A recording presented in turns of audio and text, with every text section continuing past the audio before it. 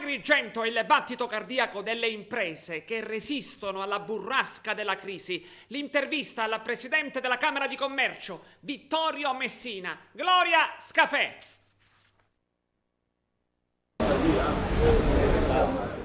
Immaginando la crisi come un orologio, diremo che le sue lancette toccano ogni ora, dunque investono ogni settore della vita. L'imprenditoria è quell'aspetto del motore economico che nonostante le pressioni cerca di mantenersi a galla. Inevitabile l'oscillazione continua tra la nascita e la morte delle imprese.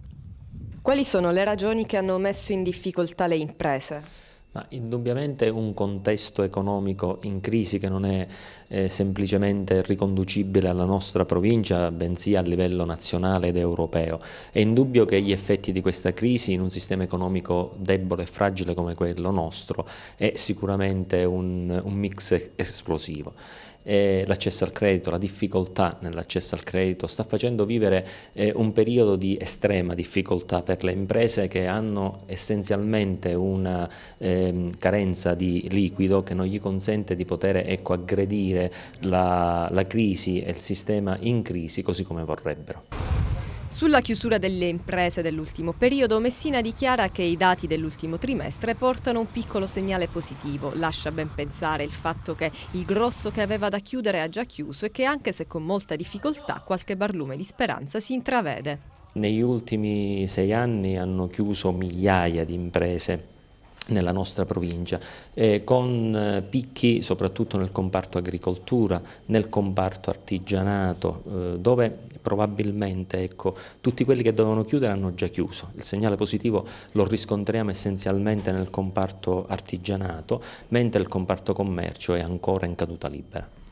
E sempre lo stesso Messina rende noto che ad oggi poter definire un trend di ascesa o discesa delle imprese è prematuro. Per poter consolidare un dato in crescita dobbiamo indubbiamente aspettare almeno 3 trimestri, dobbiamo aspettare quindi 3/4 di anno. Dunque per il 2015 prospettive? E le prospettive, se non saltano rispetto a questo dato che noi portiamo, le prospettive sono sicuramente di apertura e di piccoli segnali di ripresa.